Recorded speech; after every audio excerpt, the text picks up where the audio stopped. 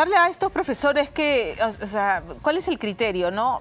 Dan el examen, no pasan y igual quieren seguir en la carrera pública magisterial. Es como el alumno en el colegio.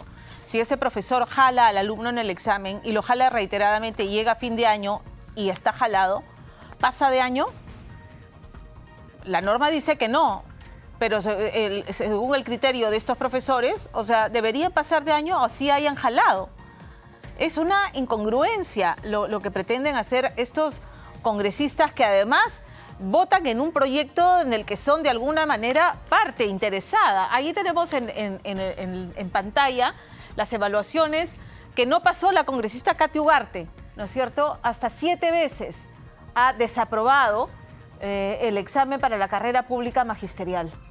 Y ella es una de las más entusiastas con esta aprobación. Igual que Alex Paredes, que también es del bloque magisterial, igual que el congresista Tello, que también es del bloque magisterial.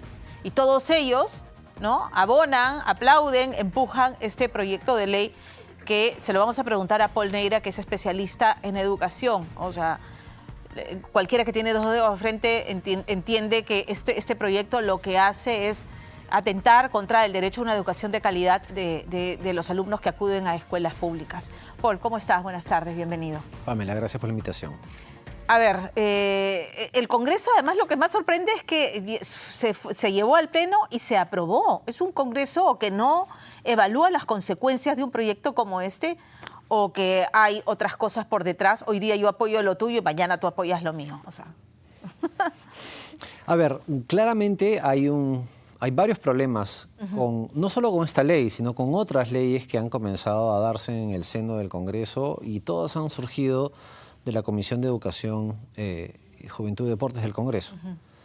Esta no creo que sea la última de una serie de leyes que vamos a ver, pero claramente hay una intencionalidad de debilitar la capacidad del Estado de asegurar de que al frente de un grupo de niños, niñas o adolescentes haya un docente con las mejores capacidades posibles en el territorio, con un proceso de evaluación transparente, además transversal, y que no sucede una sola vez, sino sucede todos los años. Y además hay una serie de pasos en el proceso de evaluación, pero además también que es uno de los pilares fundamentales del proceso de aseguramiento de la calidad, porque es lo que manda la Constitución, que los congresistas han jurado defender. Correcto.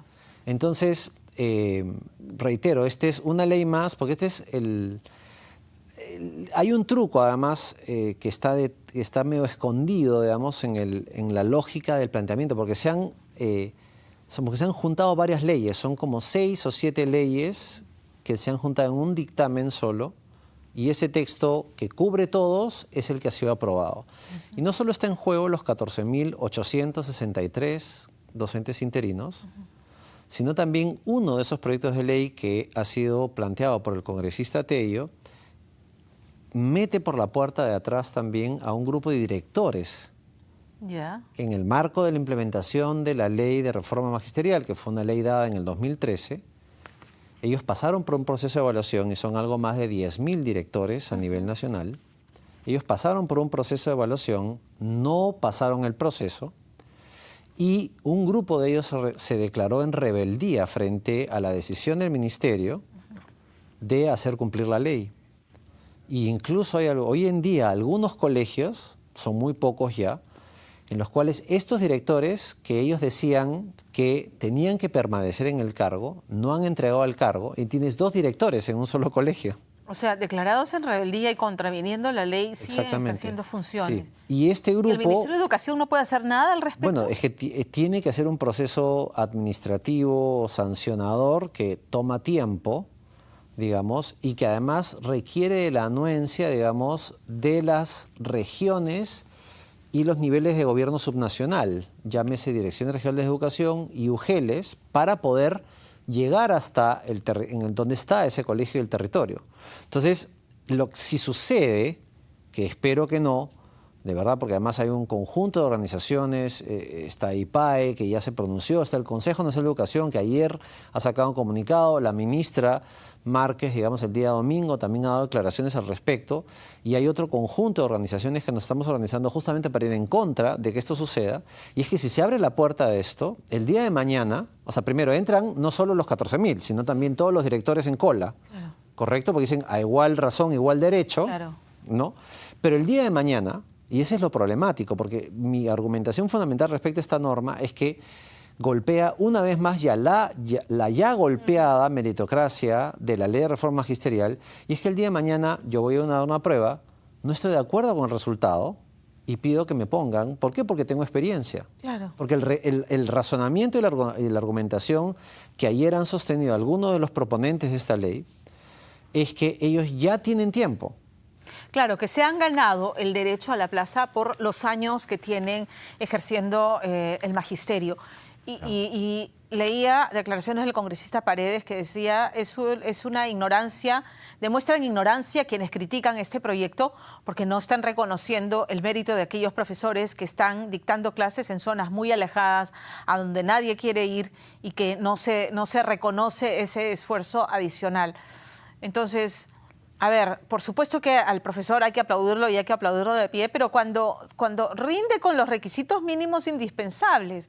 Y quiero entender el tema de las pruebas, porque también he escuchado reiteradamente profesores que dicen no nos preparan, no nos capacitan, nos someten a pruebas que no pueden ser definitivas porque finalmente no se termina de evaluar realmente los años acumulados frente a un aula de clases. Sí, a ver, ahí hay... Y es medio complejo explicarlo, espero ser lo suficientemente sucinto. Primero, hay 3 tipos de pruebas que pasan los docentes. El primero, que es la entrada a la carrera pública magisterial, ¿no? Que esa es la evaluación de nombramiento, se llama. La segundo tipo de evaluación es una evaluación de ascenso, o sea, para yo poder acceder a la evaluación de ascenso, tengo que haber entrado a la carrera. Es cuando paso del nivel 1 al nivel 2, del nivel 2 al nivel 3 y así sucesivamente. Y de hecho, acaban de ser ascendidos 39.800 docentes en el país que han pasado un proceso de evaluación correcto, justo, trazable y confiable. Entonces, ese mensaje de que no están reconociendo el trabajo, no, hay docentes que han pasado por el proceso y lo han hecho correctamente. Y el tercer tipo de evaluación es la evaluación de desempeño, que no es la que te habilita para pasar de un nivel a otro, ni para entrar a la carrera, sino simplemente te evalúa cómo estás enseñando en el aula, cómo está tu performance como docente, cuál es ese manejo pedagógico que tú tienes que dar. Y existe una matriz que ordena todas estas evaluaciones, que está manejada por el Ministerio. Es técnicamente muy profunda.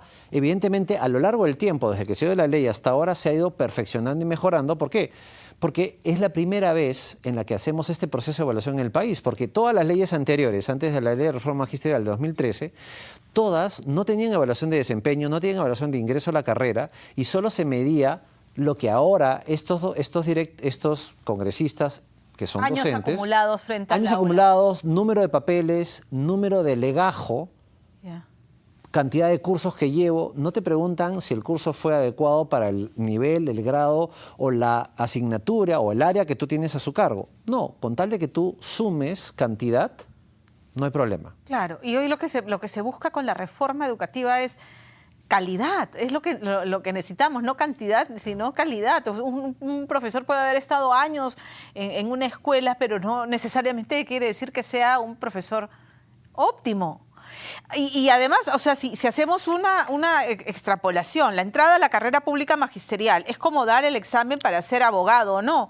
Si no das el examen y no lo pasas, no puedes ser abogado, no puedes ejercer el derecho. Es un poquito distinto. Lo que pasa es que sucede un fenómeno y en algún momento determinado alguno de los congresistas proponentes también ha puesto en la mesa, y creo que están usando ese argumento de manera no adecuada por el problema que estamos enfrentando. Ellos dicen, en el Perú, alrededor hay un 46-47% de los docentes que trabajan en nuestro país son docentes contratados.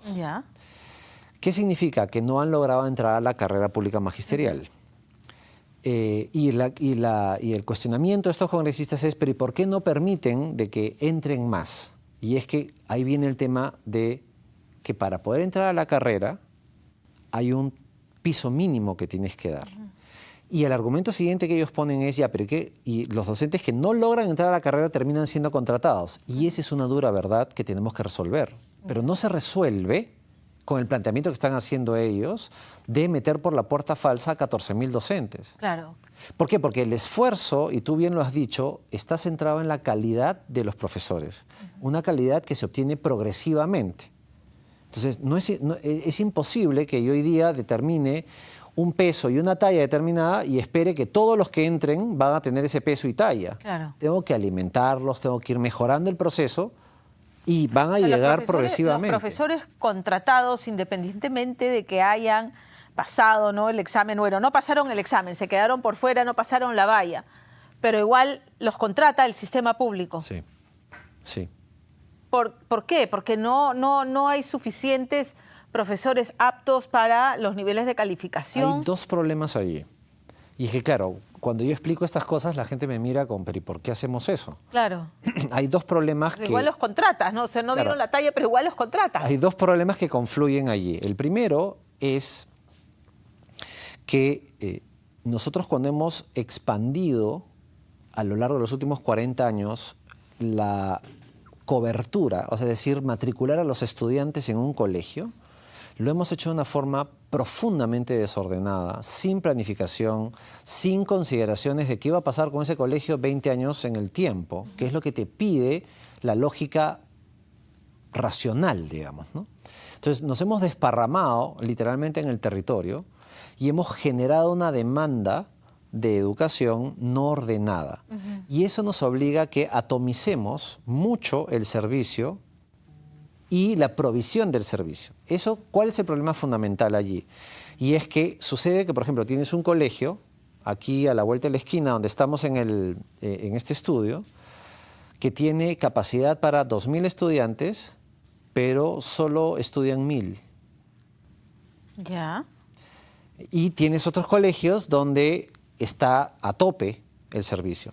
Entonces, no hemos cerrado ese colegio para hacer una racionalización. Claro. Que es un ordenamiento territorial del servicio educativo. Y eso sucede muy fuertemente en ciudades, ¿no? ¿Y cuál es el problema? Que es que como tenemos docentes que están asignados a este colegio, no los podemos mover. Ya. Entonces ahí te das cuenta, mira, cuando en el año 1972 en el Perú, voy a hacer el ejemplo de nivel primario, en el Perú había 2,5 millones de estudiantes en todo el país. ¿Cuántos docentes había para atender esos 2,5 millones de estudiantes? 80.000. Viene todo el tiempo y nos vamos al 2019, hubo la curva demográfica, ahora está en caída la curva demográfica. ¿Cuántos estudiantes hay en primaria en el 2019 en el sistema educativo peruano público? 2,5 millones. ¿Cuántos profesores hay atendiendo esos 2,5 millones de estudiantes? 180.000. Entonces, ahí hay un problema de desorden de la oferta. Si nosotros hiciéramos un ejercicio de racionalización correcto, muy doloroso, pero correcto, de cara al estudiante, lo que nosotros tenemos que hacer es trasladar esos 83.000 colegios que hay en el Perú, los podríamos convertir sin problemas en 20.000. Claro. Y eso te permite poder pagarle mejor a los profesores, poder darle un mejor servicio a los estudiantes. Claro, hacer un uso más eficiente de los recursos que hay. Exactamente. ¿No? Y mejorar la calidad, porque al final, nuevamente, la oposición del Ministerio de Educación y de organizaciones como la tuya es, no le podemos dar a los chicos en la educación pública, digamos, mediocridad, porque si están ingresando 14.000 profesores que no dieron la talla en estas evaluaciones, o sea, es meterlos con forceps. Exactamente. ¿No? Y además, atenta contra la calidad. Porque justamente es que hay que mirar históricamente de dónde vienen estos llamados profesores interinos.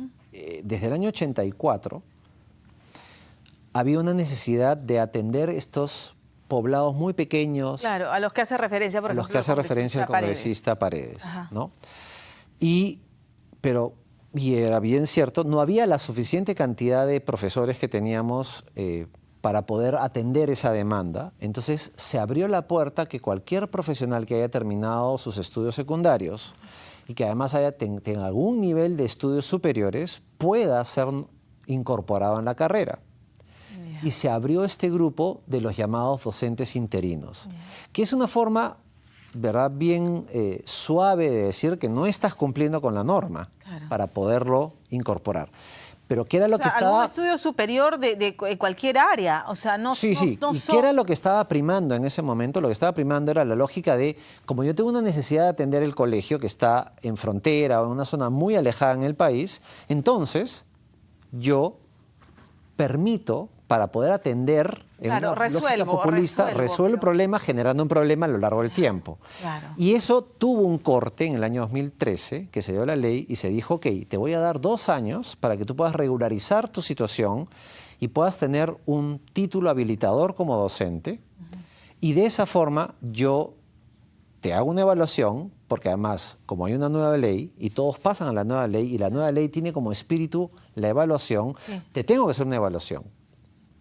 Y vas a pasar según mis reglas. Después de esos 2 años, de los 14.863 docentes, solo se presentaron 5.300. Y de esos 5.300 solo entraron a la carrera 540. Que es casi el 3,5% del grupo. Entonces, yo me hago la siguiente... Estaba ordenando la casa. Exactamente, yo me hago la pregunta. Entonces, esta ley que intenta meter a fuerza a 14.300 docentes en el Perú no respeta a los 540 que efectivamente siguieron la talla, hicieron el proceso correcto, legal y adecuado. Se prepararon y todo. Exactamente. Bueno, esto es la herencia de Pedro Castillo. ¿Qué te puedo decir? Pedro Castillo, desde la huelga magisterial, bregó por esto y parece que con los congresistas que adhieren lo van a conseguir. O sea, o estamos a tiempo. El Congreso tendría que regular y decir, ok, no. Es que hay varios caminos que se pueden abrir aquí. Uno es que el Congreso recapacite y decida no enviar esta norma, a pesar de que ha sido ya votada, al Ejecutivo. ¿Para qué? Porque lo debería observar en todo caso. Así es. O sea, que hay una reconsideración de parte de ellos y decidan no proceder con esto, que yo lo veo muy poco probable. Y ahí se abren 2 caminos. Uno es que el Ministerio de Educación, con el procurador, que tiene que defender los intereses del Estado, presente una acción frente al Poder Judicial para evitar, porque esto hay una afectación de la calidad de la educación constitucional, etc. Y esa es una vía legal. La otra es que el Ejecutivo observe y el Congreso, a partir de una negociación política, decline su intención, que parece no ser de nuevo la intención, y de ahí el Congreso, por insistencia, aprueba esta norma y ahí tendría que haber una acción contra el Tribunal Constitucional, que es más engorroso, que puede demorar y que lo que nos puede pasar es que en lo que se define entren estos profesores. Claro, porque... al día siguiente su publicación se hace efectiva y los... Exactamente. Y ahí viene el problema, porque después ¿cómo haces para sacar? Exactamente. Claro. Entonces, digamos... Pero lo que queda claro, Pamela, es que no puede pasar esta ley. Porque además, esta ley de los 14.000 tiene como contrabando el tema de los directores. Los 10.000 directores. Pero además, el presidente actual de la Comisión de Educación del Congreso ha declarado 3, 4 veces, después que fue nombrado, de que la ley que quiere nombrar automáticamente a los docentes que solo tengan 3 años de experiencia o 3 contratos, automáticamente, sin evaluación, que entrarían 80.000, 90.000, 120.000 docentes a la carrera, está ahorita en ciernes porque quieren enviarla al Ejecutivo. Entonces, son 2 leyes que golpean brutalmente la meritocracia y el intento de construir una estructura ordenada, correcta, de mejora de la calidad, porque al final del día parece que lo que está primando son los intereses particulares en vez de los intereses del bien común, que es la mejora de los aprendizajes de los estudiantes, ¿no? Te agradezco, Paul, por haber estado con nosotros esta tarde. Gracias a ti. Gracias. Tenemos a esta hora de la tarde con 1 minuto.